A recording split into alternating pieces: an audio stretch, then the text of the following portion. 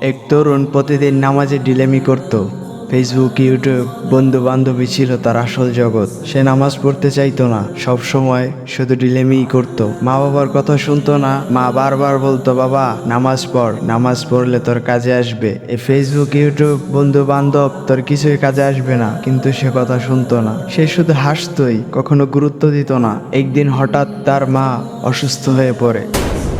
তারপর সে তাকে নিয়ে হাসপাতালে যায়। হাসপাতালে নিয়ে গেলে ডাক্তার বলে, সময় খুবই কম, তোমার মাকে বোধহয় বাঁচানো যাবে না, যা করার এখনই করো। ছেলেটি এই কথা শুনে দৌড়ে ছুটে গেল মসজিদে এবং সেজদায় লুটিয়ে পড়ল এবং বলল, হে আল্লাহ, আপনি আমার মাকে সুস্থ করে দেন। আপনি যদি আমার মাকে সুস্থ করে দেন, তাহলে আমি সারা জীবন নামাজ পড়বো, কখনো নামাজ ছাড়বো না। সেই দিন সন্ধ্যায় রিপোর্ট আসে। যে ডাক্তার বলেছিল, সেই ডাক্তারই আবার রিপোর্টে লিখে দিছে তার মা বাঁচবে। যে রোগ হয়েছিল তা নিমিষেই শেষ হয়ে গেছে। তরুণ তখন সেজদায় পড়ে যায়। সেদিন থেকে সে শুধু নামাজ পড়ে এবং অন্যদেরকেও নামাজ পড়তে নিয়ে যায়।